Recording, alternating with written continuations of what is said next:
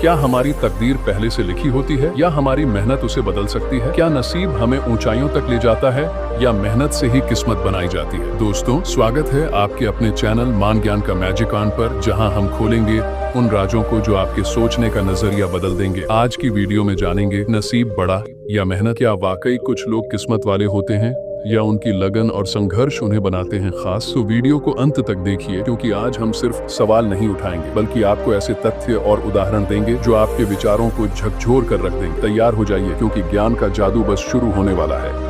नसीब बड़ा या मेहनत, ये सवाल सदियों से लोगों के मन में उलझन पैदा करता आया है। इस प्रश्न को समझने के लिए गौतम बुद्ध की एक बहुत ही प्रेरणादायक और शिक्षाप्रद कहानी है जो यह स्पष्ट करती है कि असली ताकत किसमें है। डॉन्की, गौतम बुद्ध और मेहनत नसीब की कहानी। एक बार गौतम बुद्ध अपने शिष्यों के साथ एक गांव में उपदेश दे रहे थे। उनके प्रवचन को सुनने के लिए दूर दूर से लोग आए थे। उसी भीड़ में एक युवा व्यक्ति भी था जो इस उलझन में था कि जीवन में सफलता नसीब से मिलती है या मेहनत से। वह सीधा बुद्ध के पास गया और विनम्रता से पूछा, गुरुदेव, कृपया यह बताइए कि नसीब बड़ा है या मेहनत? कई लोग कहते हैं कि भाग्य में जो लिखा है वही मिलेगा, चाहे आप कितनी भी मेहनत क्यों न करें। और कुछ लोग कहते हैं कि केवल मेहनत से ही सफलता मिलती है। मैं बहुत उलझन में हूँ। गौतम बुद्ध मुस्कुराए और बोले, इसका उत्तर मैं तुम्हें एक कहानी से दूंगा। डन कहानी। 3 दोस्तों की यात्रा। बहुत समय पहले की बात है। 3 मित्र एक कठिन यात्रा पर निकले। रास्ते में उन्हें एक गुफा मिली जिसमें सोने और रत्नों का विशाल खजाना था। तीनों की आंखें चमक उठी और वे सोचने लगे कि इस खजाने को पाकर वे अपने जीवन को सुखमय बना सकते हैं। लेकिन खजाने को देखकर उनके मन में लालच उत्पन्न हो गया। उन्होंने निर्णय लिया कि पहले कुछ आराम करते हैं, फिर खजाना बांट लेंगे। उनमें से एक मित्र को भोजन लाने के लिए गांव भेजा गया, जबकि बाकी 2 गुफा में खजाने की रखवाली करने लगे। गांव जाने वाले मित्र के मन में लालच आ गया। उसने सोचा, अगर मैं इन दोनों को मार दूं तो सारा खजाना मेरा हो जाएगा। उसने भोजन में जहर मिला दिया ताकि दोनों मित्र मर जाएं और वह अकेले खजाने का मालिक बन जाए। उधर गुफा में बैठे दोनों मित्रों ने भी आपस में षड्यंत्र रचा। उन्होंने सोचा, अगर हम उसे मार दें तो खजाना हम दोनों में ही बंट जाएगा। जैसे ही वह मित्र भोजन लेकर वापस आया,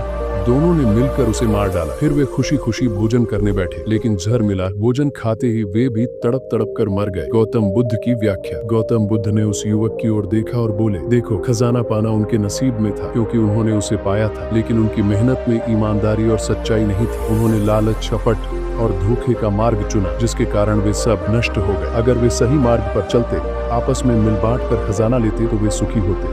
कहानी का नैतिक संदेश। ये नसीब तुम्हें अवसर देता है, लेकिन उसे हकीकत में बदलने के लिए मेहनत की आवश्यकता होती है। 2, मेहनत का महत्व तब और बढ़ जाता है जब उसमें ईमानदारी, सच्चाई और नेक इरादे हो। 3, लालच, कपट और धोखा चाहे नसीब में कितना भी बड़ा खजाना क्यों न हो, उसे बर्बाद कर देता है। अर्डा निष्कर्ष। गौतम बुद्ध की इस कहानी से यह स्पष्ट होता है कि नसीब और मेहनत दोनों ही महत्वपूर्ण हैं, लेकिन मेहनत का स्थान नसीब से ऊपर है, क्योंकि मेहनत ही नसीब को भी बदल सकती है। नसीब तुम्हें मौके दे सकता है, लेकिन उन मौकों को सफलता में बदलने के लिए सही और ईमानदार मेहनत ही काम आती है। इसलिए अगर जीवन में कुछ हासिल करना है तो मेहनत को अपना साथी बनाओ और नसीब की चिंता किए बिना अपने लक्ष्य की ओर बढ़ते जाओ। नसीब बड़ा या मेहनत? यह सवाल जीवन में लगभग हर किसी के मन में कभी न कभी आता है। क्या हमारी किस्मत पहले से तय होती है? क्या हम चाहे जितनी भी मेहनत कर लें, भाग्य को नहीं बदल सकते? या फिर हमारी मेहनत ही हमारे नसीब को बनाती है? इन प्रश्नों का उत्तर समझने के लिए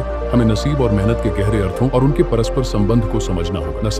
नसीब, भाग्य क्या है? नसीब का मतलब है वह अनदेखी शक्ति या संयोग जो हमारे जीवन की घटनाओं को नियंत्रित करता है। धार्मिक और सांस्कृतिक दृष्टिकोण। कई संस्कृतियों में नसीब को भगवान की इच्छा या पूर्व जन्म के कर्मों का फल माना जाता है। व्यावहारिक दृष्टिकोण। अगर सरल शब्दों में कहें तो नसीब वह है जो हमारी नियंत्रण में नहीं है, जैसे कब और कहां जन्म लेना, अचानक मिले मौके, प्राकृतिक आपदाएं आदि। दानवान नसीब की सीमाएं। नसीब केवल मौके, अवसर दे सकता है, लेकिन उन मौकों को कैसे उपयोग करना है यह हमारे ऊपर निर्भर करता है। उदाहरण, अगर किसी को अमीर परिवार में जन्म मिलता है तो यह उसका नसीब है, लेकिन वह उस संपत्ति को बढ़ाता है या गंवा देता है, यह उसकी मेहनत और समझदारी पर निर्भर करता है। मेहनत क्या है? मेहनत का मतलब है किसी लक्ष्य को पाने के लिए किए गए प्रयास, लगन और समर्पण। मानसिक और शारीरिक प्रयास। मेहनत सिर्फ शारीरिक श्रम तक सीमित नहीं है, इसमें मानसिक संघर्ष, सीखने की जिज्ञासा और असफलताओं से सीखकर फिर से खड़ा होने का हौसला भी शामिल है। निरंतरता। केवल एक बार मेहनत करना ही काफी नहीं होता, बल्कि सफलता पाने के लिए निरंतर और सही दिशा में मेहनत करना आवश्यक है। करीक, मेहनत की ताकत। मेहनत नसीब को भी बदल सकती है। यह हमें कौशल, अनुभव और ज्ञान देती है जो हमें नसीब से मिले अवसरों का बेहतर उपयोग करने में सक्षम बनाती है। थॉमस एडिसन का उदाहरण, हजारों बार असफल होने के बाद भी उन्होंने बल्ब का आविष्कार किया। ये उनकी मेहनत और लगन का नतीजा था, न कि केवल नसीब का। नसीब और मेहनत का संबंध। नसीब मौके देता है, मेहनत उन्हें सफलता में बदलती है। नसीब और मेहनत एक दूसरे के पूरक है। बिना मौके के मेहनत बेकार हो सकती है और बिना मेहनत के मौके भी बेकार हो जाते हैं। मेहनत नसीब को आकर्षित करती है। जो व्यक्ति निरंतर और ईमानदारी से मेहनत करता है उसके लिए अवसर स्वयं रास्ता बनाते हैं। इसे अक्सर कर्म का सिद्धांत भी कहा जाता है। दामास 4 समझने के लिए एक उदाहरण। धोनी की कहानी।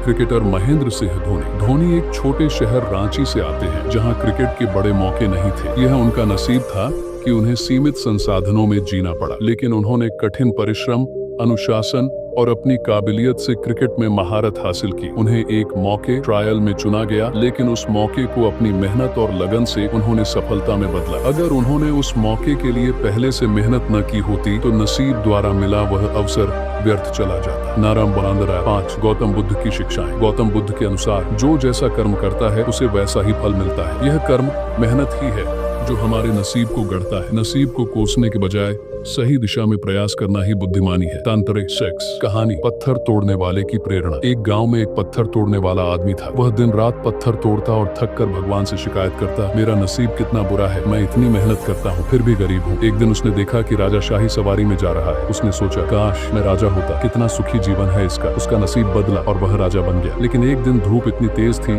कि वह परेशान हो गया और बोला, सूरज मुझसे भी ताकतवर है, काश मैं सूरज होता। वह सूरज बन गया, लेकिन कुछ समय बाद बादल आए और उसकी गर्मी को ढक लिया। उसने फिर कहा, बादल मुझसे भी ताकतवर है, काश मैं बादल होता। वह बादल बन गया, लेकिन कुछ समय बाद हवा ने उसे उड़ा दिया। तब उसने हवा बनने की इच्छा की। हवा बनकर वह सब कुछ उड़ा देता, लेकिन एक दिन उसने एक पहाड़ देखा जो उसकी ताकत के सामने भी अडिग खड़ा था। उसने सोचा, यह पहाड़ मुझसे भी ताकतवर है, काश मैं पहाड़ होता। वह पहाड़ बन गया, लेकिन तभी उसे नीचे से कुछ चोटें महसूस हुई। उसने नीचे देखा तो एक पत्थर तोड़ने वाला आदमी उसे तोड़ रहा था। तब उसे एहसास हुआ, अरे सबसे ताकतवर तो ये मेहनतकश आदमी है जो अपने प्रयासों से पहाड़ को भी तोड़ सकता है। उसने फिर से वही पत्थर तोड़ने वाला आदमी बनने की इच्छा की और वापस अपने पुराने रूप में लौट आया। लेकिन अब वह अपने नसीब को दोष देने के बजाय अपनी मेहनत को सम्मान देने लगा। 7 निष्कर्ष। कौन बड़ा है, नसीब या मेहनत? नसीब और मेहनत दोनों ही जरूरी है, लेकिन मेहनत का स्थान नसीब से ऊंचा है, क्योंकि मेहनत नसीब को भी बदल सकती है। मेहनत से मिले अनुभव और कौशल हमें मौके का सही उपयोग करने में मदद करते हैं। नसीब केवल मौके देता है, लेकिन मेहनत उन्हें सफलता में बदलती है।